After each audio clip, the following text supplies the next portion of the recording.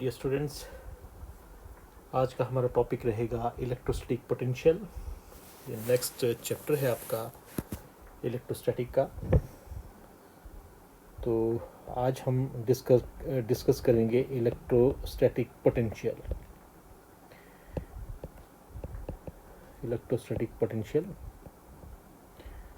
और साथ में इस चैप्टर में है एंड कैपेसिटेंस।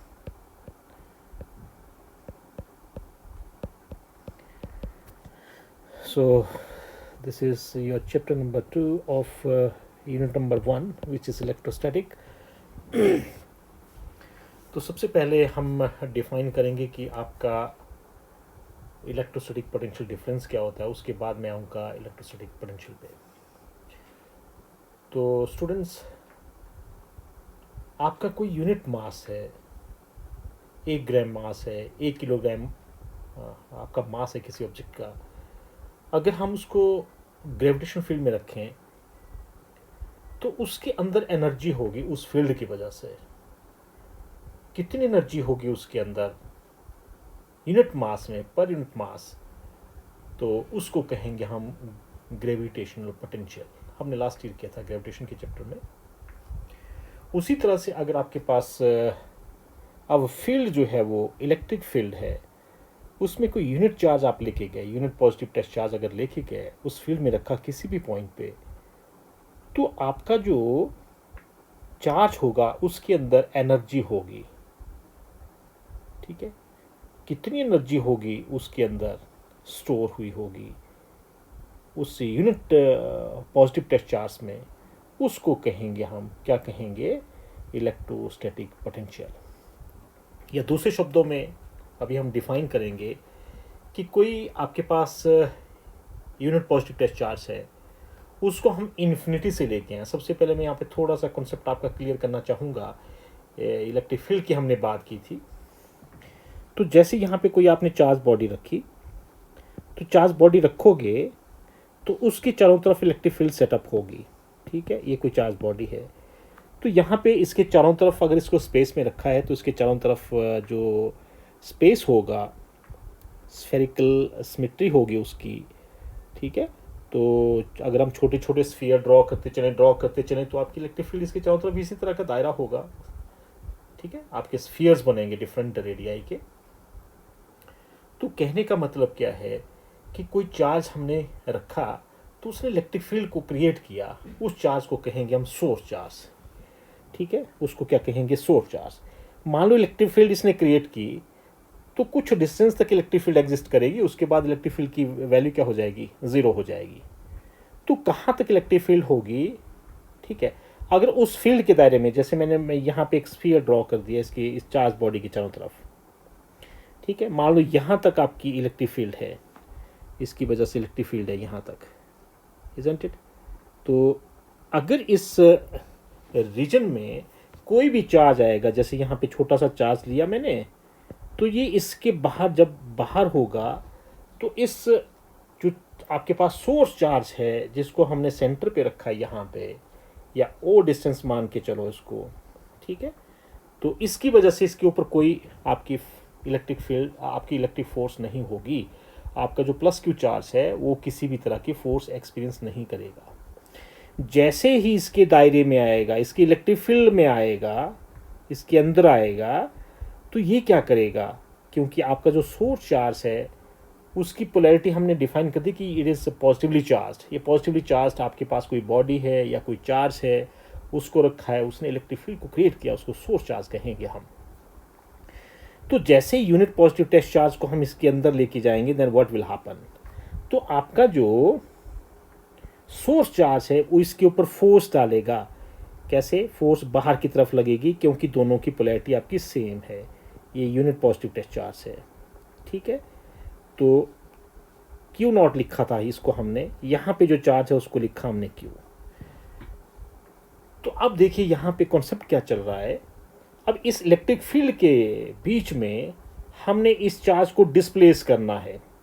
ठीक है, किसके अंगेंस्ट, यहाँ पे फोर्स ऑफ रिपल्शन है, उस फोर्स ऑफ रिपल्शन के अंगेंस्ट हमें वर्क करना पड़ेगा।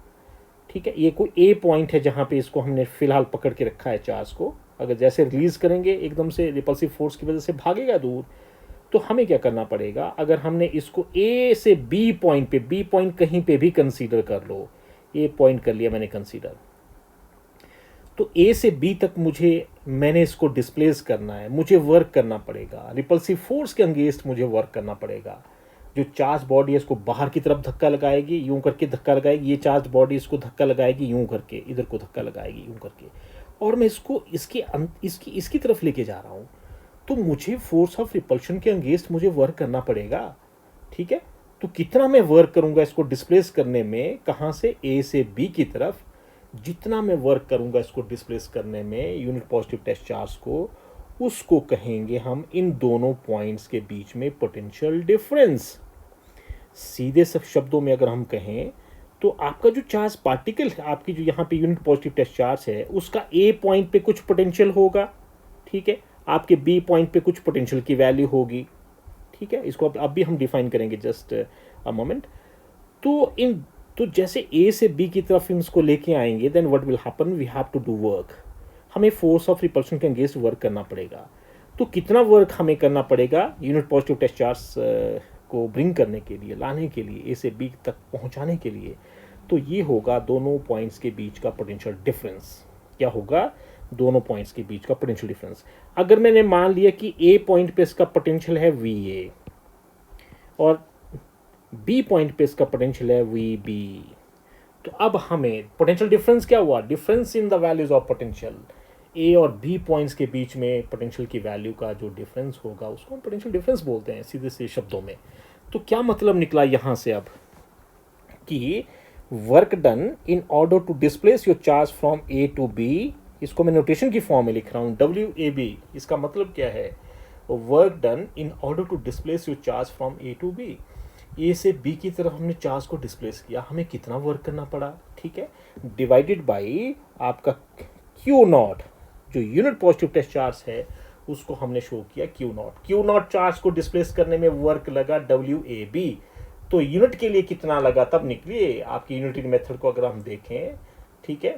सो in order to displace a charge q क्यू नॉट, ठीक है, the amount of work done is equal to W A B, ठीक है। तो यूनिट चार्ज को डिस्प्लेस करने में कितना वर्क लगेगा, तो यह आ जाएगा डब्ल्यू A B upon Q naught. तो कैसे, इस तरह से बनी इक्वेशन। सो इसकी वैल्यू किस चीज़ के बराबर होगी, हाँ इसकी वैल्यू होगी potential difference between b and a. B point पे पोटेंशियल दिया हमने वी बी लिखा है, और ए पॉइंट पे जो पोटेंशियल है उसको हमने वी ए लिखा है। ये आई वैल्यू देखिए जरा। तो कहने का सीधा सा मतलब ये है कि हम चार्ज को डिस्प्लेस करवा रहे हैं ए पॉइंट से बी पॉइंट की तरफ, तो हमें वर्क करना पड़ेगा फोर्स ऑफ रिपल्शन के केस में। अगर ये जो आपका जो टेस्ट चार्ज होता, बाई चांस हम नेगेटिव चार्ज लेके आते, देन व्हाट विल हैपन, अगर नेगेटिव चार्ज होता तो सोर्स चार्ज इसको अपनी तरफ अट्रैक्ट करता, यहाँ पे देखिए जरा कर्सर यूं करके अट्रैक्ट करता। अगर ये नेगेटिव चार्ज होता तो हमें जो फोर्स ऑफ अट्रैक्शन है उसके अगेंस्ट हमें वर्क करना पड़ता। जैसे आपने हाथ में बॉल पेन लिया है, आपने ऊपर उठाओ हाथ को, तो जैसे आपने ऊपर से नीचे लेके आओगे तो आपको वर्क करना पड़ेगा किसके, फोर्स ऑफ अट्रैक्शन के अगेंस्ट। जो ग्रेविटेशन फोर्स है, जो बॉल पेन के ऊपर जो अर्थ फोर्स डाल रही है उसके अगेंस्ट आप वर्क कर रहे हो, रोकने में वर्क लगा रहे हो आप, उसको डिस्प्लेस करवाने में अट्रैक्टिव फोर्स के अगेंस्ट कर रहे हो वर्क इस केस में। तो उसी तरह से जब आपके पास सोर्स चार्ज की विसिनिटी में इलेक्ट्रिक फील्ड में जब नेगेटिव चार्ज आएगा, तो अगर हमने उसको एक पॉइंट से दूसरे पॉइंट तक डिस्प्लेस करना है, then what we have to do, हमें फोर्स ऑफ रिपल्शन के अगेंस्ट हमें वर्क करना पड़ेगा। कितना हमें वर्क करना पड़ेगा, उस यूनिट पॉजिटिव टेस्ट चार्ज को एक जगह से दूसरी जगह तक पहुंचाने के लिए, उसको कहा हमने फाइनल पॉइंट और इनिशियल पॉइंट के पोटेंशियल डिफरेंस, जो इलेक्ट्रिक पोटेंशियल की जो वैल्यूज हैं उन वैल्यूज का डिफरेंस होगा। तो उसको लिखा हमने इक्वेशन की फॉर्म में, W A B upon Q naught is equal to W V B minus we A. अब यहाँ से बात करेंगे हम इसके यूनिट्स की, कि आपके जो पोटेंशियल डिफरेंस है इसको बोलेंगे potential difference. So it is called potential difference, it is called potential difference, इसको बोलेंगे हम potential difference.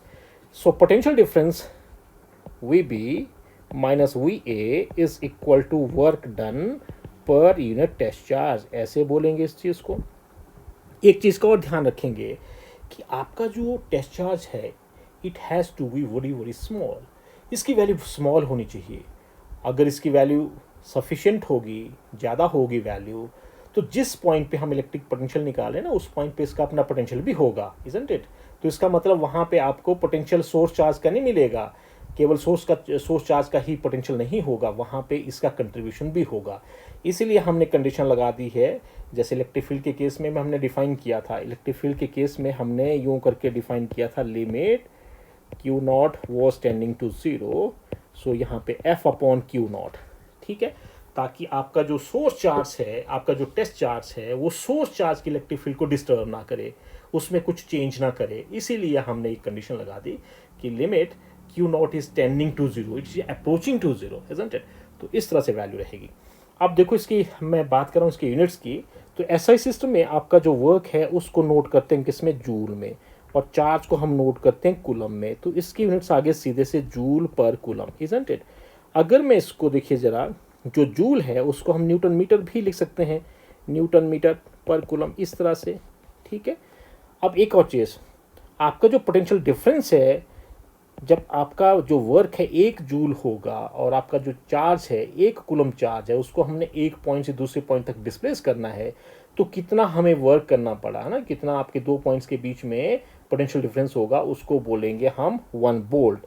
Your potential difference is set to be 1 volt if a work of 1 joule is done in order to displace your charge from A to B, ठीक है। your charge should have the amount, कितना होना चाहिए उसका amount, that should have the value of 1 coulomb, 1 coulomb की value होनी चाहिए उसके पास 1 कूलम का चार्ज होना चाहिए।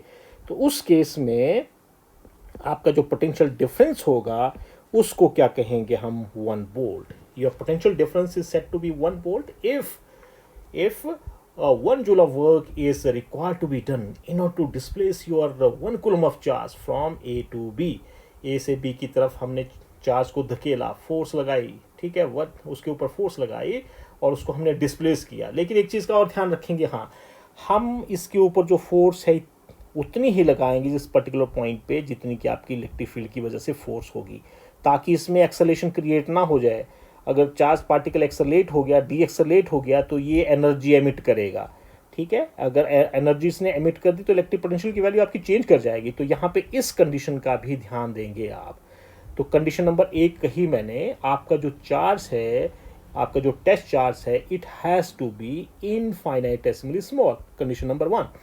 Condition number 2 is the value of force should be as small as possible, ठीक है, such that no acceleration is created in the test charge, कि हम इतनी थोड़ी से थोड़ी कम से कम फोर्स हम इसके ऊपर लगाएं ताकि आपका धीरे धीरे लेके जाएंगे हम इसको, ठीक है, ताकि आपका इसके अंदर कोई एक्सेलरेशन क्रिएट ना हो। इन चीज़ों को आप ध्यान देंगे।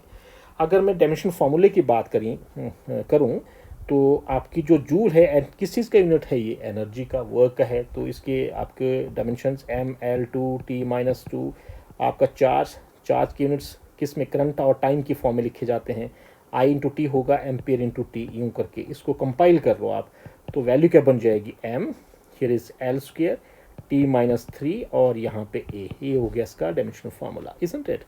तो इस तरह से आप इसको डिफाइन ये किया हमने। अब करेंगे हम डिफाइन, देखिए ज़रा कि इलेक्ट्रिक पोटेंशियल होता क्या है, ठीक है। तो जैसे मैंने अभी कहा, ठीक है, एक मैं सीधा सा एग्जांपल दूं, आप किसी अंगीठी के पास खड़े हो, ठीक है, अंगीठी के पास आप खड़े हो, जितना आप अंगीठी के नज़दीक होंगे, हीटर के नज़दीक होंगे, तो वहाँ पे आप ज़्यादा गर्मी महसूस करोगे।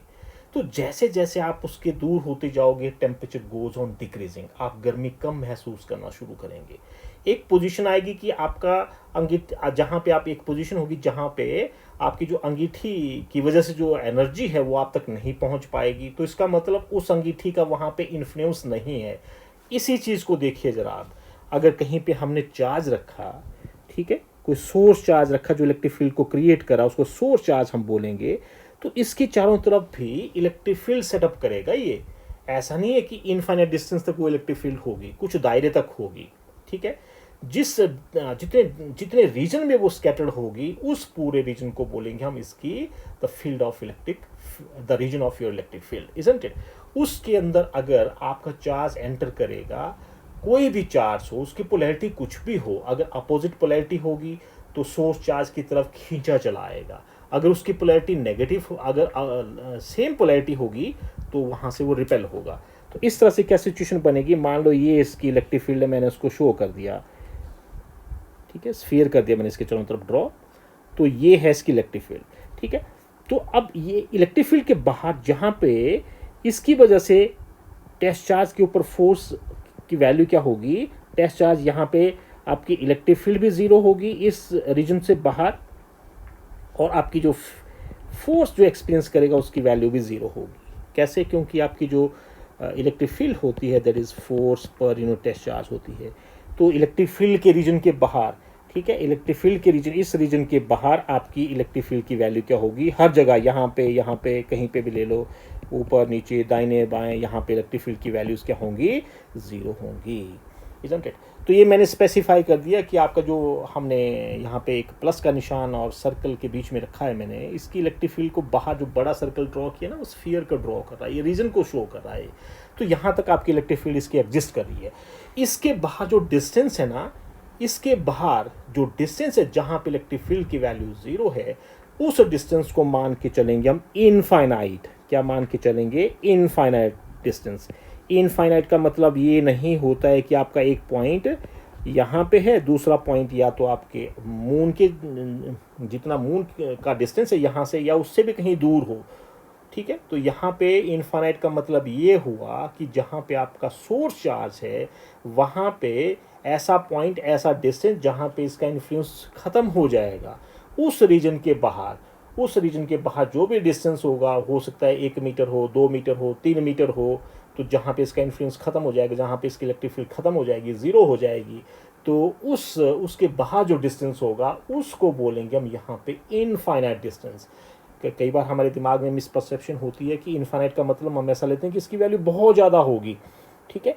तो आपने इस तरह से इस चीज़ को अंडरस्टैंड करना है कि इनफाइनाइट डिस्टेंस क्या होगा इस केस में, जहाँ पे इलेक्ट्रिक फील्ड जो है, सोर्स चार्ज की इलेक्ट्रिक फील्ड ज़ीरो हो जाएगी, तो उस डिस्टेंस को बोलेंगे हम इनफाइनाइट डिस्टेंस। अब उस इनफाइनाइट डिस्टेंस से हमने क्या करना है, what we have to do. Infinite distance से हमने चार्ज उठाया, क्यू नॉट उठाया, और मैं इसको यहाँ से, ये है मान लो आपके चार्ज, इसको यहाँ से उठा के ले आ रहा हूँ, यहाँ पे ये पॉइंट है जहाँ पे आपका कर्सर घूम रहा है। कहाँ से उठाया, क्यू नॉट से उठाया मैंने, यूं करके, या ऐसे ले जाओ, कहीं पे भी किसी पोजीशन पे ले जाओ। तो इसका मतलब इनफाइनाइट डिस्टेंस से हम टेस्ट चार्ज को, यूनिट पॉजिटिव टेस्ट चार्ज को, इसकी इलेक्ट्रिक फील्ड जहाँ पे हमारा इंटरेस्ट हो कि इस पॉइंट पे आप निकालना चाह रहे हो कि इलेक्ट्रिक फील्ड, इलेक्ट्रिक पोटेंशियल की वैल्यू कितनी होगी यहाँ पे, जैसे यहाँ पे निकालना चाह रहे हैं तो यहाँ तक लेके आएंगे इसको, यहाँ पे निकालना चाह रहे हैं तो यहाँ पे ले आएंगे उठा के यहाँ से। अगर मैं यहाँ पे निकालना चाहूँ तो यहाँ से उठाया और यहाँ पे ले आएंगे इसको, कोई प्रॉब्लम नहीं। तो देखिए ज़रा, तो इनफाइनाइट डिस्टेंस से हमने इसको डिस्प्लेस करना है जहाँ पे आपका इंटरेस्ट है इलेक्ट्रिक पोटेंशियल निकालने का। आपको कितना वर्क करना पड़ेगा, जो वर्क आपको इसको इनफाइनाइट डिस्टेंस से यहाँ तक पहुँचाने में करना पड़ेगा, वही बोलेंगे हम यहाँ पे, क्या बोलेंगे उसको, electric potential at that point. तो यहाँ पे देखिए, जब पहले जो डेफिनेशन लिखी थी हमने कि potential difference between a and b, तो हमने ए पॉइंट से बी पॉइंट की तरफ चार्ज को डिस्प्लेस किया था, ठीक है। तो आपकी डेफिनेशन थी, इस तरह से लिखा था हमने, डब्ल्यू A B upon Q naught. अब मैं ये चीज़ कर रहा हूँ, कहाँ से चले थे हम चले थे ए पॉइंट से, ए पॉइंट से हम चले थे। तो ए पॉइंट को मैं मान रहा हूँ कि ए पॉइंट कहाँ पे है, इनफाइनाइट डिस्टेंस पे है। इनफाइनाइट डिस्टेंस पे इलेक्ट्रिक फील्ड की वैल्यू ज़ीरो, इलेक्ट्रिक पोटेंशियल की वैल्यू ज़ीरो होगी, इजंट इट। तो कहाँ पे रखा, ए को रखा मैंने यहाँ पे, बी को रख लिया मैंने कहीं यहाँ पे बीच में, इजंट इट। तो ए पॉइंट से हमने बी पॉइंट तक क्या करना है, चार्ज को लेके जाना है। तो जितना वर्क हमें, ए पॉइंट कहाँ पे है, इन्फिनिटी पे, और बी पॉइंट कहाँ पे है, यहाँ पे है, उसका डिस्टेंस सोर्स चार्ज से कितना है, इस डिस्टेंस को मान लिया मैंने आर।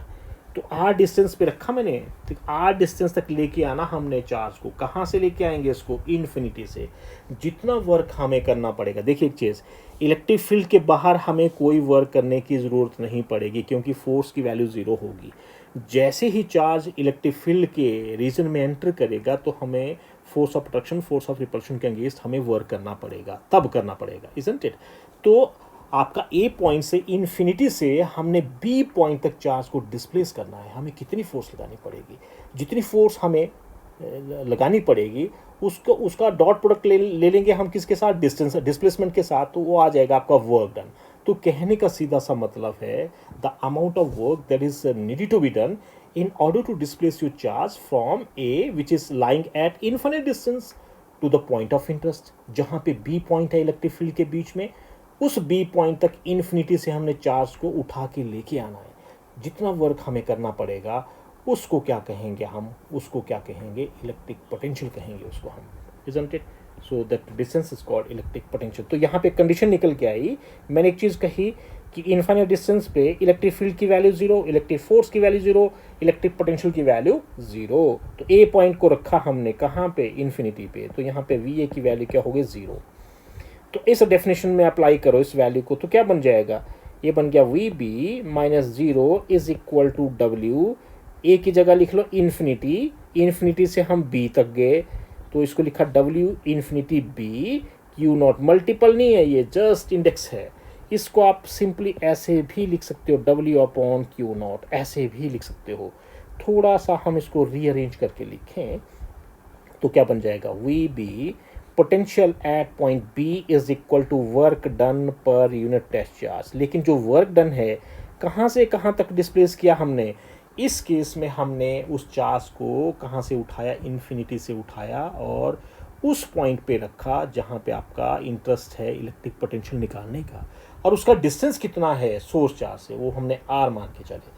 तो ये हुआ आपका, देखो इसकी यूनिट्स वैसे ही रहेंगे जैसे आपके पोटेंशियल डिफरेंस के होंगे, बोल्ट्स हो गए, है ना, जूल पर कूलम हो गए। आप अगर इसके डायमेंशन फार्मूले की बात करें, अभी लिखा था हमने ml2t-3a, तो ये ए माइनस, हाँ ए माइनस वन ऑफ कोर्स, तो ए माइनस होगा, इसको ऊपर आप रेक्टिफाई कर लो जब ए को लेके गए हम, ठीक है। यहाँ पे थोड़ा सा हमने इसको लिखा नहीं, तो यहाँ पे ए माइनस वन, जब ए ऊपर जाएगा तो माइनस वन इसकी पावर हो जाएगी, इजंट इट। तो थोड़ा मिस्टेक का ध्यान रखें, कहीं पे कोई मिस्टेक, अनफोर्स्ड एरर या फोर्स एरर भी बोल सकते हैं हम, है ना। सो नोइंगली अननोइंगली आपकी जो कई बार एरर्स इसमें इंट्रोड्यूस हो जाती हैं, ठीक है। So you have to take care of all these things. So तो देखिए अब हमारा टॉपिक, अब हम इलेक्ट्रिक पोटेंशियल निकालेंगे due to a point charge. So ये टॉपिक है आपका, तो इसको लिखेंगे electric potential due to, electric potential due to a point charge. बहुत ही सिंपल टॉपिक है पॉइंट चार्ज। तो कैसे अटेम्प्ट करेंगे, तो हमने करना क्या है, देखिए जरा, को पॉइंट चार्ज रखा हमने, अब यूनिट पॉजिटिव टेस्ट चार्ज हम कहाँ से उठा के लेके आएंगे, इनफाइनाइट डिस्टेंस से उठा के लाएंगे जहाँ पे आप इलेक्ट्रिक पोटेंशियल निकालना चाह रहे हो। जितनी वर्क डन की वैल्यू आएगी वो वर्क डन क्या होगा, इलेक्ट्रिक पोटेंशियल होगा। तो वर्क डन निकालने के लिए आपकी रिक्वायरमेंट क्या है, हमें चाहिए फोर्स की वैल्यू, हमें चाहिए डिस्प्लेसमेंट की वैल्यू, नथिंग एल्स। एक ही पॉइंट है आपके कि वर्क डन के लिए फॉर्मूला फोर्स डॉट डिस्प्लेसमेंट, तो फिर हमें फोर्स की वैल्यू पता हो, डिस्प्लेसमेंट की वैल्यू पता हो, दोनों को यूज़ करिए, दैट्स इट। इतना सा कंसेप्ट ध्यान रखेंगे इस केस में। तो यहाँ पे रखा मैंने, ये मान लो कोई सोर्स चार्ज है, ठीक है, और यहाँ पे ये डिस्टेंस आपका इनफाइनाइट डिस्टेंस है, ये मान लो यहाँ से लेके आ रहे हैं इसको हम, ये इनफाइनाइट डिस्टेंस है, तो लेके आएंगे नज़दीक, यहाँ पे निकालना मैंने पोटेंशियल, ये पॉइंट रखा मैंने बी पॉइंट मान लो, ठीक है, या पी, इसको पी कर लो, जहाँ पे हम इलेक्ट्रिक पोटेंशियल की वैल्यू निकालनी है इसको पी कर लो। So this point is taken as P, और P का जो डिस्टेंस है सोर्स चार्ज से, इसको हम हमेशा R ही कंसीडर करेंगे, ठीक है। अब देखो ज़रा, अब हम क्या करेंगे, इन्फिनिटी से हमने चार्ज को उठाया, इसको हम धीरे धीरे लेके आएंगे। एक चीज़ कही थी मैंने, आप इतनी ज़्यादा फोर्स नहीं अप्लाई करोगे कि ये एक्सलेट ही कर जाए। अगर ये अटैक कर रहा है इसको, तो हमें अट्रैक्टिव फोर्स के अगेंस्ट वर्क करना पड़ेगा। ये एक्सलेट डी एक्सलेट नहीं होना चाहिए, नहीं तो ये एनर्जी एमिट करेगा इन टर्म्स ऑफ फोटोन, तो फिर आपकी वैल्यू चेंज कर जाएंगी, इजंट इट। तो फिर देखिए, तो यहाँ से हम क्या करेंगे, हमने बी पॉइंट तक पहुँचना, तो ये हमारा रास्ता होगा, यूँ करके आएंगे हम। अभी जो आपका पाथ है ना, उसमें क्या करेंगे हम, जहाँ तक ये डॉटेड लाइन्स हैं वहाँ पे इनफाइनाइट डिस्टेंस, जैसे इसके अंदर एंटर किया तो आप इलेक्ट्रिक फील्ड के दायरे में आ गए। अब क्या करेंगे, जो इसका पाथ है, छोटा छोटा आपका जो पाथ है, इसको हम छोटे छोटे डिविजन्स में डिवाइड करेंगे।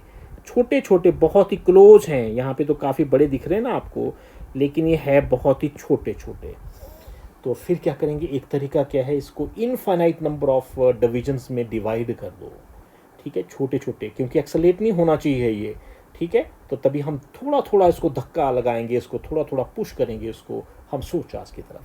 तो फिर क्या है, एक छोटे से डिवीजन के लिए आप वर्क डन की वैल्यू निकाल दो, ठीक है।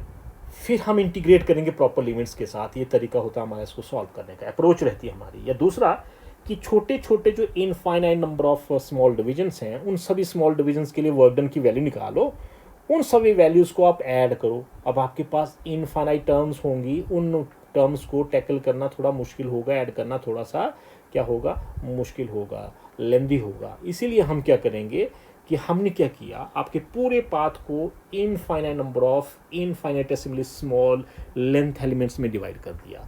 तो फिर एक जो डिविजन्स हैं, लेंथ एलिमेंट्स हैं, वो एक दूसरे के बिल्कुल क्लोज है, उनके बीच में कोई डिसकंटिन्यूटी नहीं है। तो फिर सम्मेशन करने का एक तरीका है कि आपका जो आपका जो पाथ हो गया उसको छोटी छोटी पार्ट्स में हमने डिवाइड किया और बिल्कुल ही उनके बीच में गैप नहीं है, तो वहाँ पे आपका कॉन्सेप्ट ऑफ इंटीग्रेशन आपका रोल प्ले करता है कि एक डिवीजन के लिए वर्क डन की वैल्यू निकालो और वहाँ से उसको इंटीग्रेट करिए प्रॉपर लिमिट्स, कहाँ से चले कहाँ तक आपने आना है, नथिंग एल्स। तो यहाँ पे अब आपने क्या किया, हमने इसमें 2 पॉइंट कंसिडर कर लिए, एक किया ए, दूसरा पॉइंट किया बी। इसको मैं थोड़ा गैप को थोड़ा बड़ा शो कर रहा हूँ, नहीं तो आपको ओवरलैपिंग हो जाएगी, ठीक है। ये पॉइंट है बी, है ये ऐसे ही है जैसे यहाँ पे छोटे छोटे डिवीजन से मैंने आपको शो करने के लिए किया ये, नहीं तो लिखने में थोड़ी ओवरलैपिंग हो जाएगी। तो हम जा रहे ए से बी की तरफ, इस डिस्टेंस को मान लिया हमने डी एक्स डिस्टेंस। अब इसके ऊपर फोर्स, जब आपका ए से बी की तरफ हम चलेंगे ना, चार्ज के ऊपर जो चार्ज लेके आ रहे हैं यहाँ से क्यू नॉट, तो ये किधर को फोर्स एक्सपीरियंस करेगा, ये फोर्स एक्सपीरियंस करेगा किधर को, ये भी आपका जो सोर्स चार्ज है ना वो पॉजिटिवली चार्ज है, तो किधर को फोर्स एक्सपीरियंस करेगा, ये फोर्स एक्सपीरियंस करेगा इधर को। इस फोर्स के अगेंस्ट हमें क्या करना है, हमें करना है वर्क डन। तो इधर को होगा आपका फोर्स और डिस्प्लेसमेंट आपका इधर को है, तो फोर्स आपका इधर को यहाँ पे सेपरेटली मैं ये शो कर रहा हूँ, और आपकी जो डिस्प्लेसमेंट है वो है इधर को। तो दोनों के बीच में कितना एंगल हो गया, देखिए ज़रा, दोनों के बीच में एंगल हो गया आपका 180 डिग्री, ये एंगल है आपका 180 डिग्री का, इजंट इट। तो यहाँ से वर्क डन की वैल्यू क्या हो जाएगी, एक छोटे से आपके लेंथ एलिमेंट के लिए उसकी वैल्यू आ जाएगी आपके पास D W is equal to force dot displacement. आपका जो वर्क डन है, work done is a scalar quantity. अब यहाँ पे जो डॉट प्रोडक्ट है, इस डॉट प्रोडक्ट को आप ऑपरेट कर लो, ठीक है। ऑपरेट करने पे क्या होगा, magnitude of first vector magnitude of second vector into cos of, कितना है दोनों के बीच में एंगल, 180 डिग्री का एंगल है दोनों के बीच में, तो ये हो गया कॉस 180 डिग्री। कॉस 180 डिग्री की वैल्यू होती है -1, इजंट इट। तो -1 अगर इसकी वैल्यू हुई तो क्या बन गया, माइनस एफ डी एक्स। ये निकला वर्क डन एक छोटे से लेंथ एलिमेंट के लिए। इसी तरह से infinite number of length elements होंगे, टोटल वर्क डन की वैल्यू क्या होगी, उन सभी को ऐड करते चलेंगे। एक तरीका ये, दूसरा कौन सा बताया मैंने कि आपके पास जो पाथ है उसको infinite number of infinitesimally small divisions में डिवाइड किया, तो फिर हम सीधा वहाँ पे क्या करेंगे, वहाँ पे हम जो कॉन्सेप्ट है इंटीग्रेशन का उसको अप्लाई करेंगे, इंटीग्रेट करेंगे उसको, जो आपका एक्सप्रेशन है, और लिमिट्स रहेंगी। आप कहाँ से आएंगे, हम आ रहे हैं यहाँ से, इन्फिनिटी से आ रहे हैं हम पी पॉइंट तक, यहाँ से आ रहे हैं, ऐसे आ रहे हैं यहाँ से यहाँ तक, कितना वर्क डन हमें करना पड़ेगा, यहाँ से आएंगे यूँ करके यूँ करके यूँ करके यहाँ तक, जितना वर्क डन करना पड़ा वही यहाँ पे पोटेंशियल होगा, इजंट इट। ये जो आपको दिख रहा होगा इसमें कर्सर, तो देखिए ज़रा, तो टोटल वर्क डन की वैल्यू क्या हो जाएगी, total work done will be, क्या होगी इसकी वैल्यू, ये होगा W is equal to integral of d W is equal to integral of the right hand side minus f d x. और लिमिट्स लिखेंगे आप कहाँ से चलना शुरू किया हमने, हमारे यहाँ से इनफाइनाइट डिस्टेंस से कितने डिस्टेंस तक रहे, सोर्स चार्ज की R डिस्टेंस तक रहे। देखिए ज़रा, यहाँ से आए यहाँ तक P का डिस्टेंस, आपके सोर्स चार्ज कितना, ये डिस्टेंस कितना R है, तो कहाँ से चले कहाँ पे पहुँचे, वो वैल्यूज़, लोअर लिमिट है आपकी जहाँ से आप चलना शुरू करेंगे इन्फिनिटी से, कहाँ तक पहुँचे, कितने डिस्टेंस पे रहे, उसको लिखा हमने R, इजंट इट। अब यहाँ पे नेगेटिव साइन को निकाल देंगे हम बाहर, तो ये बन जाएगा आपके पास माइनस एफ डी एक्स, और ये limits vary from infinity to R, ये रहेंगी वैल्यूज़। अब देखिए ज़रा, जो फोर्स की वैल्यू है, कूलम्स लॉ को यूज़ करेंगे हम। अब जब आपने ए पॉइंट पे रखा इसको, मैं थोड़ा डिफरेंट कलर के साथ इसको कर रहा हूँ, ए पॉइंट तक पहुँचे, ए पॉइंट का जो डिस्टेंस है आपका यूं करके ए पॉइंट का डिस्टेंस, ये है आपका ए पॉइंट, इसका जो डिस्टेंस है आपके सोर्स चार्ज से, इसको माना हमने एक्स। तो एक चार्ज आपका क्यू जो है कहाँ पे है, ये है ओ पोजीशन पे, और ए पोजीशन पे आपका दूसरा टेस्ट चार्ज है जिसको लिखा हमने क्यू नॉट। तो फोर्स की वैल्यू क्या होगी, your force will be 1/4 pi epsilon not, first charge Q not, दूसरा चार्ज क्यू, उनके बीच में डिस्टेंस का स्क्वायर एक्स स्क्वायर। ये वैल्यू आई आपके पास, ठीक है। मैग्नीट्यूड लिखना है हमने, मैग्नीट्यूड ही आपके इंटीग्रेशन में। तो इस वैल्यू को आप सब्स्टिट्यूट करिए जरा ऊपर वाले रिलेशन में। So W is equal to minus sign के साथ integral limits vary from infinity to R, और यहाँ पे बन गया 1/4 pi epsilon naught, here is q naught, q divided by x square, और यहाँ पे dx, इजंट इट। यहाँ पे जो कांस्टेंट टर्म्स हैं उनको निकालिए बाहर, तो क्या बन जाएगा माइनस, हियर इज ये बन गया आपके पास 1/4 pi epsilon naught, here is q naught q, और ये integral limits vary from infinity to R, और यहाँ पे बना dx upon x square. So अब डियर स्टूडेंट्स, हमें क्या करना है, what we have to do is, हमें इस इंटीग्रेशन को सॉल्व करना है और एकदम से वैल्यूज आ जाएंगी, इजंट इट।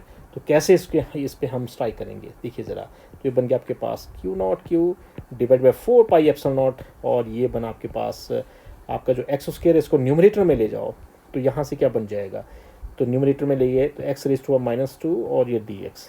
तो इसका इंटीग्रेशन क्या होगा, जो पावर है उसमें एक ऐड करिए, जो पावर बन जाएगी ऐड करने के बाद उससे उतने से ही डिवाइड कर दो, तो आपके पास बन जाएगा minus, here is q naught q divide by 4 pi epsilon naught, और ये बना x टू द पावर -2 + 1, ये बनी पावर, इतने से ही डिवाइड होगा इंटीग्रेशन में।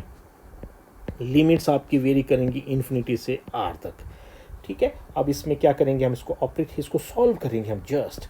तो आपके पास क्या बन जाएगा, Q naught q divide by 4 pi epsilon naught, और ये बन गया आपके पास x की पावर -1 डिवाइडेड बाई -2 + 1 की वैल्यू -1, ये बना इस तरह से, यहाँ पे इन्फिनिटी, यहाँ पे r। तो -1 को आप बाहर ले जाओ, -1 को बाहर ले गए, माइनस साइन के साथ मल्टीप्लाई हो गया, तो माइनस माइनस प्लस हो गया, तो नेगेटिव साइन आपका यहाँ से गायब हो जाएगा।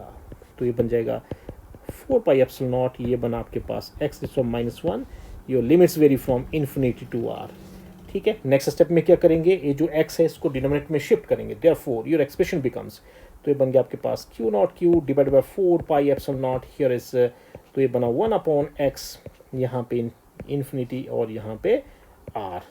तो लास्ट स्टेप में क्या करते हैं हम, जो आपकी जो लिमिट्स की वैल्यूज होती हैं, अपर लिमिट जहाँ पे आपने वैल्यू निकाल रखी है x की, वहाँ पे आप अपर लिमिट यूज़ करेंगे माइनस ऑफ लोअर लिमिट, ठीक है। तो कैसे करेंगे, ये बन गया आपके पास q naught q divide by 4 pi epsilon naught, here it is, तो ये बन गया 1/r, x की जगह मैंने r लिखा, minus lower limit minus 1/x है तो 1 ही चलेगा, फिर लिमिट की वैल्यू पुट करेंगे, 1/∞ हो गया, 1/∞ की वैल्यू 0 के बराबर। तो आपके पास एक्सप्रेशन हो गया, देखिए ज़रा, your expression becomes, here is q naught q divide by 4 pi epsilon naught, और यहाँ पे बना सिर्फ 1/r, तो ये बनी v की वैल्यू, देखिए ज़रा नाउ सी। तो एक चीज़, हाँ, तो ये निकला वर्क डन, ये निकला आपका work done, this is work done not v। अब वर्क डन, ये जो क्यू नॉट है इसको शिफ्ट करिए इधर राइट हैंड साइड में, क्रॉस मल्टीप्लाई करके, या क्यू नॉट से डिवाइड करिए दोनों साइड को, therefore W/Q0 is equal to, ये बन गया आपके पास 1/4 pi epsilon naught, here is, ये बना Q डिवाइडेड बाई R। तो देखिए ये इसको कहा हमने potential work done per unit test charge, ठीक है। वर्क डन कहाँ से, आपने इन्फिनिटी से उस चार्ज को उठाया, और कहाँ पे, जहाँ पे आपका पॉइंट ऑफ इंटरेस्ट है वहाँ तक आपने उसको, जितना उसको वहाँ तक लाने में वर्क किया, काम किया, उस वर्क को क्या बोलेंगे, that is called electric potential, isn't it. तो अब देखिए जरा, आप कंपेयर करेंगे हम, इलेक्ट्रिक फील्ड पॉइंट चार्ज की वजह से वैल्यू होती है आपके पास 1/4 पाई एप्सिलॉन नॉट, और ये Q divide by R square, आपने पढ़ा है, हमने पढ़ा है। अब यहाँ पे देखिए जरा, Q divide by 4 pi epsilon not दोनों में कॉमन है, फ़र्क कहाँ पे है, R की पावर में फ़र्क है। तो इसका इम्पैक्ट क्या पड़ेगा, देखिए ज़रा, दोनों एक्सप्रेशंस में Q/4 pi epsilon not same है, तो एक में 1/r है, एक में 1/r स्क्वायर है, इजंट इट। तो ये अब देखिए कैसे कंपेयर करेंगे हम। अब देखो एक चीज़ यहाँ पे, before I plot this to values in a graph, तो उससे पहले मैं एक चीज़ कहना चाहूँगा। मान लो r की वैल्यू आपकी 1 है, r की वैल्यू 1 है, दोनों वैल्यू में पुट करिए, v की वैल्यू क्या बन जाएगी, here is Q divided by 4 pi epsilon naught, ये बन गया आपके पास 1/1, दैट इज ये बन गया Q divided by 4 pi epsilon not, ठीक है। दूसरा ई की वैल्यू में पुट करिए, आर की value 1, therefore it becomes q upon 4 pi epsilon naught, here is 1 upon r square की 1 का स्क्वायर कितना होगा 1 होगा, सो इट इज आल्सो ये बना। तो 1 अगर वैल्यू होगी तो दोनों पोटेंशियल और इलेक्ट्रिक फील्ड की वैल्यू क्या होंगी, दोनों की वैल्यू सेम होंगी। एक कंक्लूजन। अब आर की वैल्यू 2 पुट करिए greater than 1, let's see r is equal to 2 अगर मैं पुट करता हूँ तो वी की वैल्यू क्या हो जाएगी, it is Q divided by 4 pi epsilon naught, यहाँ पे हो गया क्यू डिवाइडेड बाई 2, ठीक है। आर की जगह 1/r होता है ना, तो यह Q divided by double Q हो गया। इसको एक क्यू मैं यहाँ से ओमिट कर देता हूँ क्योंकि एक क्यू हमने पहले लिख लिया है, इजंट इट, 1/r है। तो ई की वैल्यू देखिए ज़रा, ई की वैल्यू क्या होगी, Q divide by 4 pi epsilon naught, ये हो गया 1/r स्क्वायर, आर स्क्वायर का मतलब ये हो गया इस तरह से, ठीक है। तो यहाँ पे देखिए ज़रा, आपकी जो ई की वैल्यू है वो वी की वैल्यू से आधी रह गई, कम हो गई वो वैल्यू जब आपकी आर की वैल्यू ग्रेटर देन 1 है, इजंट इट। तो देखिए अब तीसरा केस, अगर आर की वैल्यू जो है लेस देन 1 हो, देन व्हाट विल हैपन, किसकी वैल्यू ज़्यादा होगी, वी की और ई की। तो उस केस में आपकी वी की वैल्यू जो है, आपकी जो ई की वैल्यू है वो वी की वैल्यू से देखिए ज़रा कम होगी या ज़्यादा होगी, लेट अस डिसाइड। अगर 0.5 है आपका मीटर है, आप कोई भी यूनिट यहाँ पर सेलेक्ट कर लें, तो वैल्यू क्या होंगी, v is equal to q divided by 4 pi epsilon naught, ये बना आपके पास 1/0.5, 0.5 का मतलब 10 चला गया ऊपर, तो ये बन गया 2 टाइम्स, सो ये बन गया आपके पास q divided by 4 pi epsilon naught, और यहाँ पे आया 2, इजंट इट। तो अगर इसी वैल्यू को पुट करो ई के लिए, तो वैल्यू क्या होगी, Q divide by 4 pi epsilon naught, और ये बन गया आपके पास 1/r स्क्वायर, इसका मतलब 0.5 होल स्क्वायर। तो इसकी वैल्यू क्या होगी, इसको अगर आप कन्वर्ट कर लें तो ये बन जाएगा 5/10, 10 चला गया ऊपर, उसका स्क्वायर 100, तो ये बना आपके पास q divide by 4 pi epsilon naught, यहाँ पे 100 और यहाँ पे 25, ये 4 हो गया यहाँ पे। तो देखेंगे जब आपकी आर की जो वैल्यू है एक से अगर कम है, एक से अगर कम है, तो ई की वैल्यू आपकी ज़्यादा होगी, 2 टाइम्स है इस केस में, तो ई की वैल्यू आपकी ज़्यादा होगी whenever r is less than 1। जब आर इज़ ग्रेटर देन 1 है तो उल्टा होगा, ई की वैल्यू कम होगी और वी की वैल्यू आपकी ज़्यादा होगी। इस चीज़ को हम ग्राफ के केस में ध्यान रखेंगे, तभी स्पेशली मैंने आर्बिट्रेरी वैल्यूज़ लेके किया, ठीक है। तो यहाँ पे देखिए ज़रा, ये मान लो आप ग्राफ हम प्लॉट करना चाह रहे हैं, सो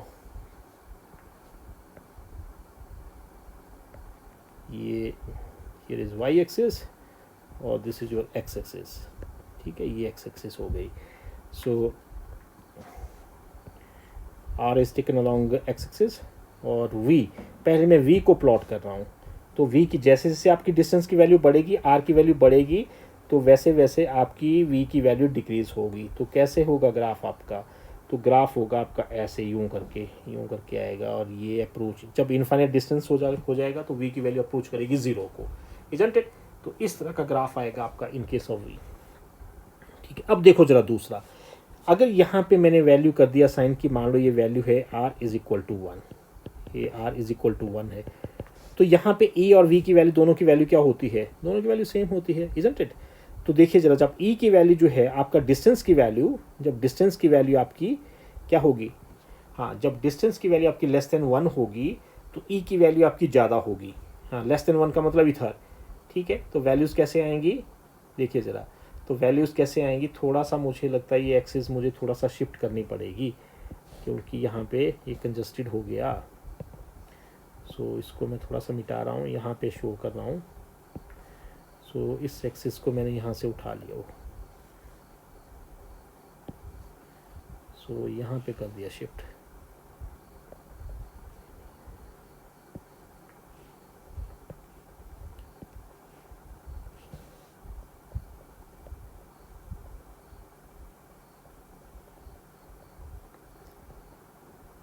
यूँ करके कर दिया, इसको मिला दिया, ठीक है। तो यहाँ पे देखिए ज़रा, तो आपका जो ग्राफ होगा उसकी शेप कैसे होगी, तो कहाँ पे आपकी जो ई की वैल्यू होगी उसकी वैल्यू कैसे होगी। तो यहाँ पे इसको शिफ्ट मैं थोड़े दूसरे कलर के साथ कर रहा हूँ, उसको रेड कलर के साथ इलेक्ट्रिक फील्ड शो कर रहा हूँ। सो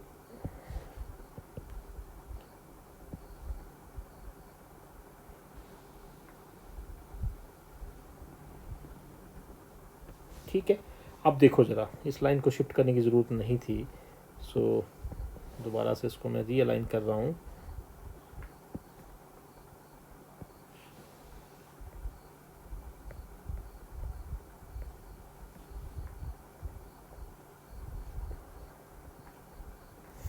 अब देखो, this is the value for ये ई के लिए ग्राफ है ये, और ये वी के लिए है, ठीक है।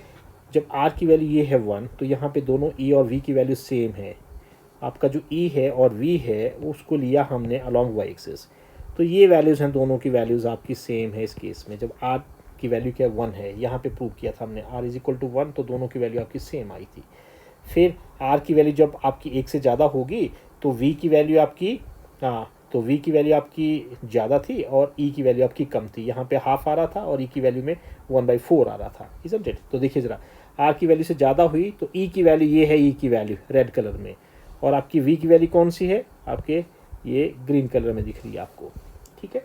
तो आर की वैल्यू जब ग्रेटर देन 1 होगी तो आपकी वी की वैल्यू किसी पॉइंट पे कंसिडर करके देख लो ज़रा, ये है मान लो पॉइंट जहाँ पे आर की वैल्यू 2 हुई, मान लो दिस द पॉइंट, ये आर इज इक्वल टू 2 कर दिया, तो आपकी ई की वैल्यू क्या होगी, ई की वैल्यू होगी इसके रिस्पेक्ट में, यूँ करके लाइन ड्रॉ करो, ये है ई की वैल्यू, तो आर इज इक्वल टू 2 है, और वी की वैल्यू सेम पॉइंट पे देखिए, यहाँ पे सेम पे यूँ करके, यहाँ से आप यूँ करके प्लॉट ये करोगे, यहाँ पे परपेंडिकुलर ड्रॉ किया, फिर यहाँ से आप वाई एक्सिस पे, तो ये होगी आपकी वी की वैल्यू। तो इसको मैं प्लॉट कर रहा हूँ यहाँ पे, तो इस तरह से आपकी वैल्यूज़ होंगी, ये वैल्यू होगी आपकी, ये वैल्यू होगी वी की, ठीक है, ये वैल्यू होगी वी की, ये वैल्यू होगी ई की, जब आर की वैल्यू आपकी ग्रेटर देन 1 है। जब आर की वैल्यू लेस देन 1 है, यहाँ पे लेस देन 1 इधर को वैल्यूज़ होंगी, तो यहाँ पे इसको मिला लो, कोई एक पॉइंट कंसिडर कर लो यूँ करके,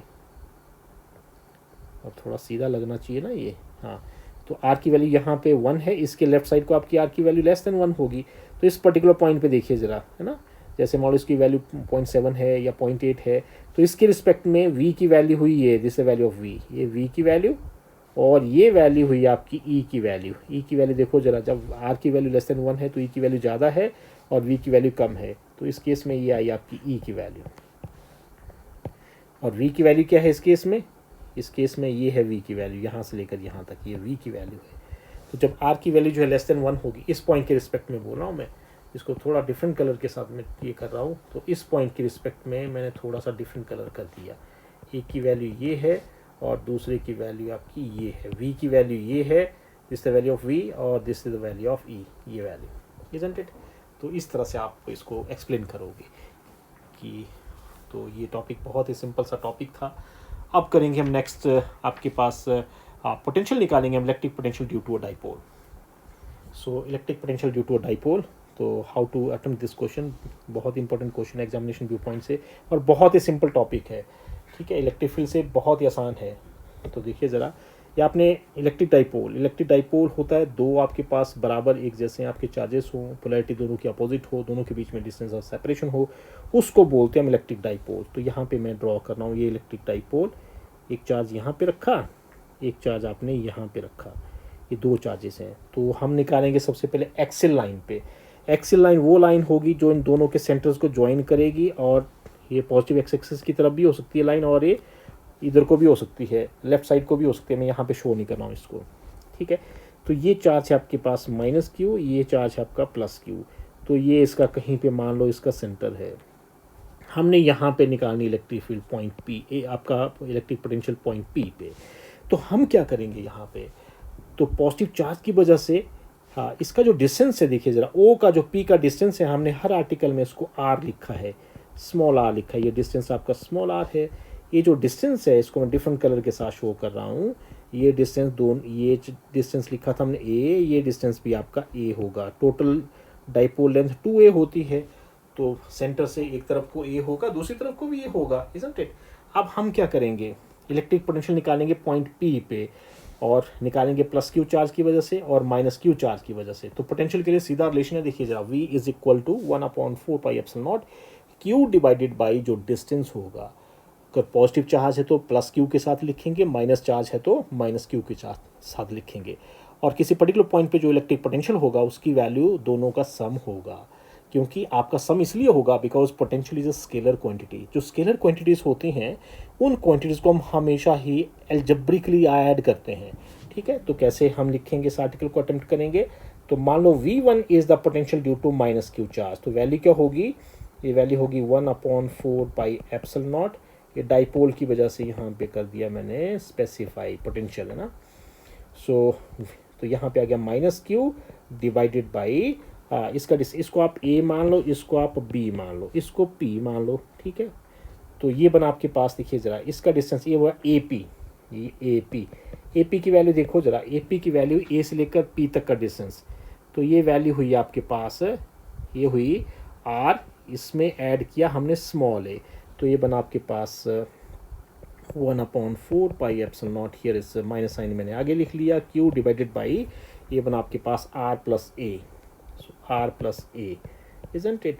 अब देखो दूसरा, V2 is the potential due to your plus q charge, तो वैल्यू क्या होगी 1/4πε0, here is Q, charge positive है तो पॉजिटिव Q के साथ लिखेंगे, और ये हुआ BP, B पॉइंट पे रखा हमने पॉजिटिव चार्ज, तो ये हुआ BP। तो BP की वैल्यू देखो जरा, BP की वैल्यू क्या होगी इन टर्म्स ऑफ R, तो BP की वैल्यू होगी, आप ये BP की वैल्यू होगी OP से घटा आपका OP से घटा OB माइनस OB, तो ये किस चीज़ के बराबर आ गई वैल्यू, OP से घटा, देखिए ज़रा OP से घटा OB, ये OP ये पूरा, इससे घटा ये, तो रह गया ये वाला रह गया, ये वाला रह गया, ठीक है। तो ये वैल्यू आ गई आपके पास, तो इसकी वैल्यू क्या होगी, OP की वैल्यू R है, OB की वैल्यू A है, तो माइनस A करो जरा सब्स्टिट्यूट इस वैल्यू को, therefore your relation becomes 1/4πε0, of course here is Q upon here is R minus A,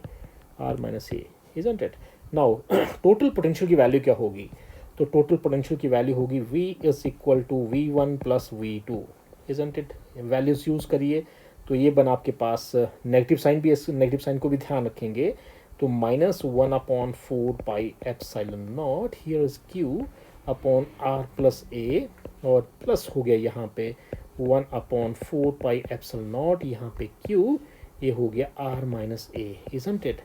करो जरा इसको सॉल्व, देखो यहाँ पे दोनों जो टर्म्स हैं उसमें Q/4πε0 दोनों में कॉमन है, so it can be taken out, तो क्या बन जाएगा, ये बन गया Q divide by 4πε0, it is common factor, so it is -1/R plus A, और ये प्लस हुआ, ये हो गया आपके पास 1/R माइनस A, ठीक है। आप प्लस माइनस साइन को आगे पीछे भी कर सकते हो, प्लस वाली टर्म को आप पहले लिख लो, दूसरी टर्म को आप बाद में लिख लो, तो अगर ऐसा भी नहीं करना है तब भी कोई समस्या नहीं, तो एलसीएम ले लो इन दोनों का, ठीक है। तो एलसीएम क्या होगा, इट इज़ 4πε0, ये प्राइम नंबर्स हैं जो डिनोमिनेटर में आपकी टर्म्स अपीयर हो रही हैं, तो सीधे इनका मल्टीपल ही हो जाएगा इनका एलसीएम, ठीक है। तो R प्लस A कैंसिल हो गया, तो ये माइनस के साथ रहा, सो -R माइनस A, हाँ यहाँ पे प्लस साइन है, देखिए ज़रा यहाँ पे अगर प्लस है तो यहाँ पे प्लस आएगा, ये नेगेटिव आया इस नेगेटिव की वजह से, ये नेगेटिव इसकी वजह से आया, यूँ करके यहाँ से आया, ये इस पॉजिटिव की वजह से यहाँ पे पॉजिटिव आएगा, इजंट इट। तो यहाँ पे आ गया पॉजिटिव, तो ये कैंसिल हो गया, तो यहाँ पे आया R माइनस A कैंसिल हो गया R माइनस A के साथ, तो यहाँ पे रहा R plus A, isn't it.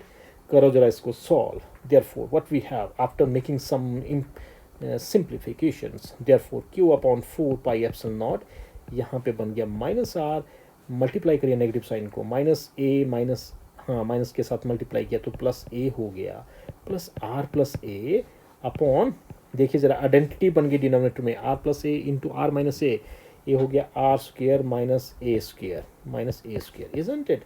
So numerator में plus R minus R it cancels out, therefore your expression becomes, so here is Q/4πε0, ये बन गया आपके पास 2A upon R square minus A square, isn't it. तो ये value आ गई आपकी total potential की, किसकी वजह से, आपके डाइपोल की वजह से। Q इंटू P, देखिए ज़रा Q इंटू 2A किस चीज़ के बराबर होता है, P के बराबर, P is equal to Q into 2A, magnitude है ये किस चीज़ का, डाइपोल मोमेंट का, क्योंकि यहाँ पे हम वेक्टर इसलिए नहीं यूज़ करें बिकॉज योर आपका जो V है दैट इज अ स्केलर, ठीक है। तो यहाँ से बन गया आपके पास V इज इक्वल टू 1/4πε0, यहाँ पे P और यहाँ पे बना r square minus a square. अब कंडीशन लगाएंगे हम, देखिए ज़रा, अब कंडीशनल डेफिनेशन यहाँ पे कि अगर आपका शॉर्ट डाइपोल हो, इसका मतलब जहाँ पे हम पोटेंशियल निकाल रहे हैं ना, उसका जो डिस्टेंस है इस पॉइंट से डाइपोल से वो बहुत ही दूर है, बहुत ज़्यादा एज़ कम्पेयर टू ए तो बहुत ही कम होगा, एंगस्ट्रॉम यूनिट में होगी, फर्मी यूनिट इसमें एफ एम या फर्मी मीटर में, फेम्टोमीटर में इसकी वैल्यू होगी 10⁻⁻15, इससे भी कम हो सकती है वैल्यू। लेकिन आर की वैल्यू जैसे हमने 2 मीटर ले लिया, 3 मीटर ले लिया, तो 1 मीटर 2 मीटर बहुत ज़्यादा वैल्यू है।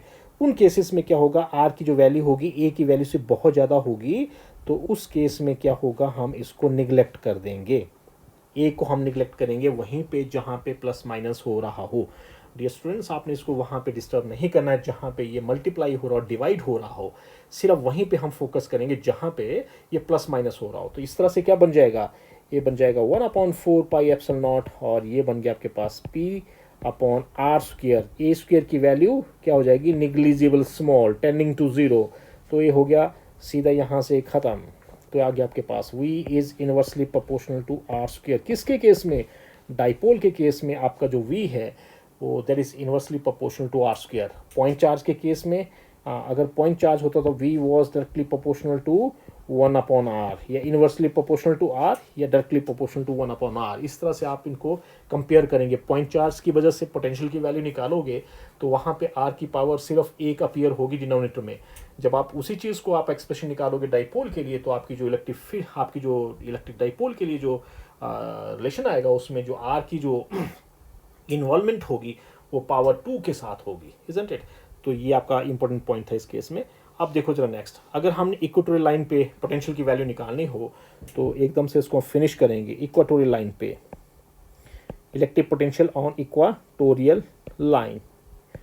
इक्वेटोरियल लाइन वो लाइन होती है जो डाइपोल की एक्सिस लाइन को 90 डिग्री पे कट करती है और बिल्कुल सेंटर से पास करती है। ये कंडीशन ज़रूरी है। तो ये आपके पास देखिए ज़रा, ये आपके पास एक माइनस क्यू चार्ज, ये प्लस क्यू चार्ज, इनको ज्वाइन कर लिया। सो इनके सेंटर यहाँ पे कहीं पे सेंटर होगा, तो यहाँ सेंटर के 90 डिग्री पे जो लाइन होगी उस लाइन को बोलेंगे हम इक्वेटोरियल लाइन। यूँ करके ये नीचे को भी हो सकती है, अगर नीचे को भी एक्सटेंड कर दें तो नीचे को ऐसे होगी, ऐसा नहीं कि ऊपर को ही होगी, ठीक है। तो यहाँ पे हम इलेक्ट्रिक पोटेंशियल निकालना चाह रहे हैं, यहाँ पे कहीं पे भी निकाल लो। ये डिस्टेंस आपका ए है, देखिए ज़रा, दिस डिस्टेंस इज ए, ये डिस्टेंस आपका ए है, ये डिस्टेंस भी आपका ए है सिमेट्री के हिसाब से, ठीक है। और जिस यहाँ पे मान लो मैं इलेक्ट्रिक पोटेंशियल निकालना चाह रहा हूँ, जिस पॉइंट पे निकालना चाहता हूँ उसको P मान के चलो और इसको O मान के चलो, तो ये डिस्टेंस हमने हमेशा R लिया है, यहाँ पे भी R लेंगे, ठीक है। तो यहाँ पे देखिए अब हमें डिस्टेंस चाहिए, प्लस Q की वजह से P के ऊपर जो पोटेंशियल होगा वहाँ पे आपका ये आया A, इसको लिख लो B, तो ये बना आपका BP, यूँ करके। सो ये आएगा आपके पास। तो इसको पाइथागोरस थ्योरम अप्लाई करिए। देखिए दो साइड्स हैं, राइट एंगल ट्राइंगल है, तो राइट एंगल ट्राइंगल में एक साइड आपकी ए है, दूसरी साइड आपकी आर है, तो आपका हाइपोटेन्यूज क्या होगा, √r square plus a square. इस तरह से वैल्यू होगी। उसी तरह से हमें जब क्यू का पोटेंशियल माइनस क्यू का पोटेंशियल निकालेंगे तो यहाँ पे ए पी इन्वॉल्व होगा, तो वहाँ पे आपकी ये वैल्यू इन्वॉल्व होगी और इसकी वैल्यू क्या होगी, √r square plus a square. इस तरह से वैल्यू होगी। तो यहाँ पे एक चीज़ हमें दिखी कि a p is equal to b p is equal to √r square plus a square. ये वैल्यू आपके पास है, इजंट इट। अब निकालेंगे हम पोटेंशियल एट पॉइंट पी। जो पोटेंशियल होगा पी पॉइंट पे उसकी वैल्यू क्या होगी, algebraic sum of potential due to plus q charge and minus q charge, दोनों की वजह से पोटेंशियल की वैल्यू निकालिए और उन दोनों वैल्यूज को अल्जेब्रिकली, जैसे हम नंबर्स को ऐड करते हैं अलजेब्रा में, उसी तरह से ऐड करेंगे। Because your potential is a scalar quantity, therefore तो इनको हम अल्जेब्रिकली ऐड करेंगे, इजंट इट। तो करिए ज़रा। तो V1 की वैल्यू नेगेटिव चार्ज की वजह से पोटेंशियल की वैल्यू क्या होगी, -1/4 पाई। माइनस साइन कहाँ से आया, जो Q है वो नेगेटिव है, इस वजह से आया, ये बना आपके पास AP। माइनस क्यू को मैंने यहाँ से -Q आना था यहाँ पे, उस माइनस को मैंने यहाँ शिफ्ट कर दिया। -Q चार्ज की वजह से पोटेंशियल, इसको शिफ्ट किया यहाँ। अब AP की वैल्यू क्या होगी, ये है AP की वैल्यू पुट करिए इसमें, -1/4 पाई एप्सिलॉन नॉट, और ये हो गया Q divided by root here is R square plus A square. उसी तरह से potential due at point P, p point पे पोटेंशियल प्लस क्यू चार्ज की वजह से उसकी वैल्यू क्या होगी, उसको लिखा मैंने V2 is equal to, sign रहेगा पॉजिटिव क्योंकि क्यू है पॉजिटिव इस केस में, तो ये आ गया आपके पास 1/4 पाई एप्सिलॉन नॉट। सो ये बना क्यू डिवाइडेड बाई बीपी की वैल्यू भी उतनी ही है, so 1/4 pi epsilon naught q divided by root r square plus a square, ये वैल्यू होगी डियर स्टूडेंट्स। देयरफॉर अब जो रिजल्टेंट आप इलेक्ट्रिक पोटेंशियल निकालोगे तो इनको अल्जेब्रिकली हमने ऐड करना है, V1 और V2 को ऐड करिए, तो यहाँ से क्या होगा V1 is V is equal to, तो V की वैल्यू क्या होगी, हाँ so V is equal to V1 plus V2 add करिए दोनों को, तो ये आ गया आपके पास एक प्लस साइन के साथ एक माइनस साइन के साथ, टर्म्स आपके सिमिलर हैं तो दोनों एक दूसरे को कैंसिल कर जाएंगे, तो यहाँ से बना r square plus a square, दूसरी टर्म है आपके प्लस साइन के साथ, तो यहाँ पे 1/4 पाई एप्सिलॉन नॉट, यहाँ पे q upon root r square plus a square. Dear students दोनों टर्म्स एक जैसी हैं, नेगेटिव अपोजिट साइन के साथ एक दूसरे को कैंसिल कर जाएंगी, तो इक्वेटोरियल लाइन पे कहीं पे भी आप पोटेंशियल निकालें तो आपके डाइपोल के केस में हमेशा पोटेंशियल की वैल्यू क्या होगी, ज़ीरो, पोटेंशियल की वैल्यू ज़ीरो, सारे पॉइंट सेम पोटेंशियल पे होंगे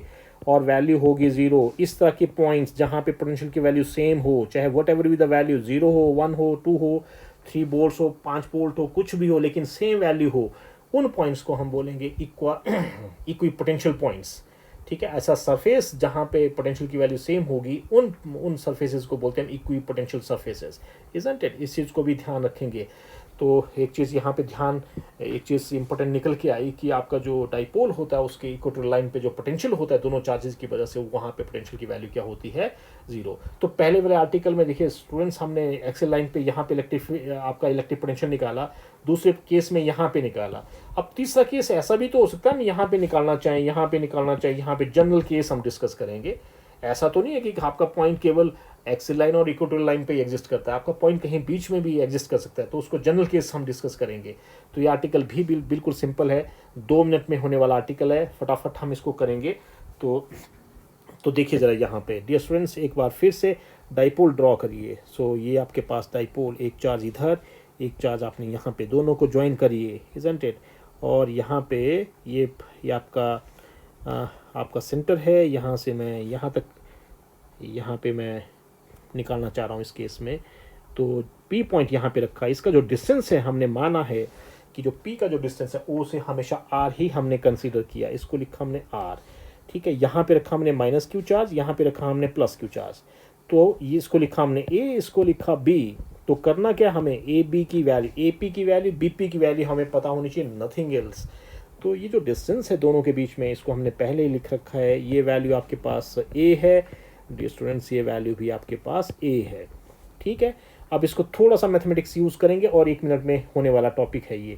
तो पी पॉइंट पे हमने निकालना पोटेंशियल ड्यू टू क्यू, तो इसको ज्वाइन करिए जस्ट क्यू पॉइंट के साथ यूँ करके, इजंट इट। इसको लिखा मैंने R1, और जब हमें पोटेंशियल निकालना प्लस क्यू चार्ज की वजह से पी पॉइंट पे, तो इसको भी ज्वाइन करिए यूँ करके। सो थोड़ा सा इसमें फुर्ती बरतनी पड़ती है, तभी ये सीधी लाइनें लगती हैं, थोड़ा लेट हो गया मैं। सो एकदम से यस इट इज यूँ करके, तो इसको लिखा मैंने R2। ठीक है, अब देखिए ज़रा यहाँ पे, अब हमें क्या चाहिए, potential due to minus q charge, जैसे हमने पहले लिखा, उसको लिखा V1 is equal to minus 1/4 pi epsilon naught, फिर हो गया Q डिवाइडेड बाई, ये बना था आपके पास AP। ठीक है, फिर V2 की वैल्यू देखिए ज़रा, V2 की वैल्यू क्या होगी यहाँ से, AP को लिखा हमने, AP को लिखा R1, तो ये वैल्यू हो जाएगी minus 1/4 pi epsilon not Q divided by R1। उसी तरह से V2 की वैल्यू क्या होगी, 1/4 pi epsilon naught, positive sign के साथ, पॉजिटिव साइन क्योंकि चार्ज आपका पॉजिटिव चार्ज है, इस वजह से यहाँ पे Q, आप जो भी स्टेप लिखते हो उसके पीछे लॉजिक होता है, लॉजिकली भी आप बिल्कुल स्ट्रॉन्ग साउंड होने चाहिए। तो यहाँ पे हो गया BP, so it is BP की वैल्यू यहाँ से R2, तो वैल्यू हो गया आपके पास 1/4 पाई एप्सिलॉन नॉट, यहाँ पे हो गया Q डिवाइडेड बाई R2। तो इन दोनों का सम, क्योंकि P पॉइंट पे जो इलेक्ट्रिक पोटेंशियल होगा पॉजिटिव चार्ज की वजह से भी होगा, नेगेटिव की वजह से भी होगा, दोनों का हम अलजेब्रिक सम निकालेंगे, तो वैल्यू हो जाएगी V is equal to V1 plus V2। Value use करिए, therefore your expression becomes minus 1/4 pi epsilon naught, here is Q upon R1 plus here is 1/4 pi epsilon naught, और यहाँ पे Q अपॉन R2। तो इसमें notice किया होगा आपने, you might have notice that there are certain terms which are common in both the terms. दोनों terms में कुछ एक आपकी कॉमन टर्म्स हैं, उनको बाहर निकालिए। देयरफॉर योर एक्सप्रेशन बिकम्स, क्या कॉमन है इसमें, q अपॉन 4πε0 दोनों में कॉमन है, इट इज टेकन आउट, तो बना 1/r1 प्लस 1/r2। ठीक है, करो जरा इसको solve. Therefore your expression becomes, here is q upon 4πε0 और ये हो गया r1, r2 आ गया इसका एलसीएम, और यहाँ पे बना, तो बना -r2 और ये बना +r1, इजंट इट। इसको थोड़ा सा रीअरेंज कर लो, पॉजिटिव टर्म को आगे लिखिए, दूसरी टर्म को बाद में लिखिए। देयरफॉर ये बन जाएगा q डिवाइड बाय 4πε0 और ये हो गया r1 -r2 divided by r1 r2। This is the expression. अब r1 r2 की वैल्यू कितनी होगी, देखिए जरा इस डायग्राम को, देखिए जरा इस डायग्राम को देखेंगे आप, देखो जरा यहाँ से मैं कर्सर की हेल्प से, ये है आपका r2। अगर मैं यहाँ से एक परपेंडिकुलर ड्रॉ करूँ, जितनी r2 की लेंथ है उतनी पे ये इसको टच करे तो 90 डिग्री का ये बनेगा यहाँ पे, इजंट इट। यहाँ से मैं नॉर्मल ड्रॉ करूँ तो कैसे करेंगे इसको हम प्रोसीड, डिफरेंट कलर के साथ में कर रहा हूँ। तो यहाँ से इस पॉइंट से आपने नॉर्मल ड्रॉ करना इस पे, जहाँ पे दोनों बराबर लगे आपको, r1 और r2 आपको बराबर नजर आए और ये 90 डिग्री का एंगल बनेगा उस पॉइंट पे, इस तरह से सिचुएशन होगी। ये 90 डिग्री का यहाँ पे एंगल होगा। ठीक है, ये एंगल आपका मान लो ये p होता है फ्रॉम -q टू +q, ये एंगल आपका थीटा है। ठीक है, तो यहाँ पे देखिए ज़रा, ये जो वैल्यू आई यहाँ पे, इस वैल्यू को देखिए ज़रा, ये वैल्यू यहाँ से r1 और r2, थोड़ा सा डायग्राम थोड़ा सा आगे पीछे हो सकता है, लेकिन r1 r2 की वैल्यू यहाँ से ऊपर दोनों बराबर हैं, ये दोनों। ठीक है, ये जो वैल्यू बनी, ये वैल्यू क्या है, this value is r1 -r2, ये है एक्स्ट्रा वैल्यू। ठीक है, यहाँ से मैंने नॉर्मल ड्रॉ किया यूँ करके इसके ऊपर, ये जो वैल्यू ये r2 के बराबर है इसकी लेंथ यहाँ से, तो इसकी वैल्यू निकल गई आपके पास। कितनी है इसकी value, it is r1 -r2, ये वाली वैल्यू। तो इस वैल्यू को मैं लिख रहा हूँ यहाँ पे, तो ये वैल्यू होगी आपके पास r1 -r2, ये वाली वैल्यू, इसको ध्यान रखेंगे, ये वाली वैल्यू। ठीक है, इस पॉइंट को आप d मान के चलो, सो ये वैल्यू d। ठीक है, अब हमें देखिए ज़रा, जब आपका पॉइंट बहुत ही दूर हो, जब ये बहुत ही दूर होगा, तो यहाँ पे जो एंगल होगा ना, ये एंगल भी आपका थीटा के जैसा ही होगा, because A and B are lying very close to each other. A और बी इतने क्लोज होंगे कि आपका जो ए और बी, जो r1 और r2 हैं, अप्रोक्सीमेटली सेम ही होंगे, r के बराबर ही होंगे एक्चुअली, क्योंकि ए और बी के बीच में जो डिस्टेंस है बहुत ही कम होता है। p का डिस्टेंस हमने काफ़ी ज़्यादा लिया, उस केस में आपका जो r है वो r1 और r2 के अप्रोक्सीमेटली बराबर ही होगा। यहाँ पे हम ट्रिग्नोमेट्री को यूज़ करने के लिए क्या करें, ये एंगल अगर थीटा है, ये एंगल अगर थीटा है, तो ये एंगल भी थीटा हो गया when ever your point P is lying at very larger distance, तो उस केस में होगा ये। तो उस केस में देखिए ज़रा, तो यहाँ पे ये एंगल हो गया आपके पास, ठीक है, ये एंगल हो गया 90 डिग्री का, ये हो गया थीटा। तो ये देखो, थीटा के सामने आपका ये क्या चलता है, ये बना आपके पास, दिस इज़ योर थीटा के सामने ये बना आपका परपेंडिकुलर, ये बना आपका, this is your hypotenuse, this your base. तो यहाँ से कॉस थीटा की वैल्यू निकालेंगे, देखिए ज़रा। तो कॉस थीटा क्या होगा, योर कॉस थीटा, अगर एंगल कॉस थीटा है, यहाँ से देखिए ज़रा, इसको देखिए, ये ए है, ये भी ए है, तो टोटल लेंथ कितनी होगी, इट इज़ 2a। ठीक है, ये हो गई 2a।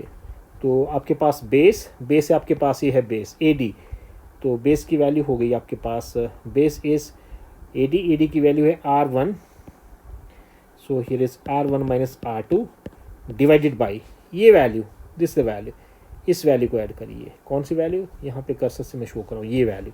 तो इसकी वैल्यू कितनी है, यहाँ से लेकर यहाँ तक a, ये भी a है, तो टोटल वैल्यू कितनी होगी AB की, 2a। तो it is 2a, so it is 2a। तो यहाँ से क्या आ गया, this implies that, so R1 -R2 is equal to 2a cos of theta. ए आई आपके पास वैल्यू 2a cos theta, 2a cos of theta, yes. तो इस वैल्यू को सब्स्टिट्यूट करेंगे सोल्यूशन में, देखिए जरा। Therefore so your final result becomes q divided by 4πε0, here is ये बन गया आपके पास, so your expression becomes, so R1 -R2 is equal to 2a cos of theta, ठीक है, और डिवाइडेड बाई ये हो गया आपके पास R1 और R2 मैंने कहा ये अप्रोक्सीमेटली सेम ही होंगे, तो R1 is equal to R2 is equal to R, तो यहाँ पे आ जाएगा आपके पास डिनोमिनेटर में R²। ठीक है, जब इन दोनों की वैल्यू सेम होगी तो यहाँ पे R1 is approximately equal to R2 is approximately equal to R. उस केस में आपके पास v की वैल्यू आ जाएगी q divide by 4 pi epsilon naught, here is 2a cos of theta और divided by r into R, ये हो गया आर स्क्वायर, इजंट इट। अब देखो इस एक्सप्रेशन को देखिए ना, सी दिस एक्सप्रेशन। सो यहाँ पे q इंटू 2a किस चीज़ के बराबर, p के बराबर होता है, देयरफॉर ये बन गया आपके पास 1/4 pi epsilon naught, here is p, here is cos of theta upon r square. ये इस तरह से v की वैल्यू होगी आपके पास। अब देखिए ज़रा, जब आपका पॉइंट जो है ना, ये पॉइंट है, p पॉइंट है, अगर ये एक्सेल लाइन पे होगा, देखिए इसको ले आइए आप ऐसे, इसको नीचे ले आओ ऐसे, तो ये लाइन आपकी पूरी आ जाएगी, ये लाइन यहाँ से इधर आ जाएगी। जब यहाँ पे ये जो पॉइंट p है यहाँ पे पहुँच जाएगा, थीटा की वैल्यू क्या हो जाएगी, थीटा की वैल्यू हो जाएगी 0। तो एक्सेल लाइन के थीटा की वैल्यू क्या होगी, एक्सेल लाइन के लिए थीटा की वैल्यू 0, और आपके इक्वेटोरियल लाइन के लिए थीटा की वैल्यू क्या होगी, 90 डिग्री होगी। तो यहाँ पे दो स्पेशल केसेस बन जाएंगे, for axial line, for axial line. तो v की वैल्यू क्या होगी, थीटा होगा आपके पास 0, तो v की वैल्यू क्या होगी 1/4 pi epsilon naught, here is p cos 0 is 1, cos 0 degree is 1, तो ये आ गया आपके पास 1/4 pi epsilon naught, here is p divided by R square, ये आई value. So v is inversely proportional to are square, potential due to dipole, उसकी वैल्यू is inversely proportional to are square. ये रिलेशन निकला था आपका एक्सेल लाइन के लिए। और इक्वेटोरियल लाइन के लिए, for equatorial line, equatorial line के लिए आपके पास थीटा की वैल्यू क्या होगी, जैसे मैंने अभी कहा 90 डिग्री। ठीक है, ये आपके पास दो चार्जेस हैं, इनके बीच में से सेंटर से जो लाइन पास करेगी उसको बोलते हैं इक्वेटोरियल लाइन। ठीक है, ये लाइन, तो एंगल होगा आपके पास theta is equal to 90 degree. तो पुट करिए जरा इस रिलेशन में, तो v की वैल्यू क्या आएगी आपके पास 1/4 pi epsilon naught, here is p cos of 90 degree, cos of 90 degree is 0, तो ये बन गया आपके पास v की वैल्यू 0, इजंट इट। तो इस तरह से आपने इस क्वेश्चन को करना है। तो that's all dear students, that's all for today. तो इन आर्टिकल्स को आप ढंग से करें, विजुलाइज करें और बढ़िया से अप्रोच करें। तो कल हम दूसरे टॉपिक को आपके साथ डिस्कस करेंगे। Thank you very much, God bless you. आप कड़ी मेहनत करिए, आपको ज़रूर मंजिल मिलेगी। एक वजह होनी चाहिए पढ़ने की आपके पास कि मैंने यार लाइफ में ये करना है, मैंने डॉक्टर बनना है, मैंने इंजीनियर बनना है, मैंने अच्छे आपके सिविलियन बनना है, या मैंने आर्मी में अपनी सेवाएं देनी है। तो वहाँ पे फिजिक्स आपकी हर जगह काम आएगी। अगर ये डायरेक्टली नहीं आएगी तो इनडायरेक्टली अगर काम करने का जज्बा होगा, जिस भी पोस्ट पे होंगे तो बड़ी आराम से ईमानदारी के साथ काम करोगे, तो आपकी हर जगह पे बहुत बढ़िया पहचान होगी।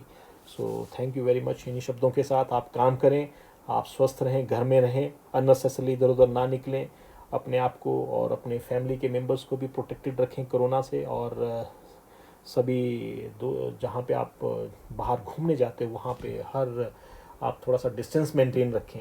कोशिश करें कि आप घर में ही रहें। जब बाहर जाएं तो मास्क लगा के जाएं, और जब घर में एंटर करेंगे तो आप थोड़ा सा सैनिटाइज़ कर लें अपने हाथों को, और थोड़ा दूरी बना के रखें सभी लोगों से। ठीक है, अगर आप जितनी जल्दी दूरी बना के रखेंगे हम, ठीक है, तो जितना हम केयरलेस होंगे ना, उतना ये कोरोना का फैलाव ज़्यादा होगा। तो आप जितना आप सावधानी बरतेंगे, उतना ही हम जल्दी से एकदम से परिस्थितियाँ नॉर्मल होंगी। So thank you very much. So that's all for now.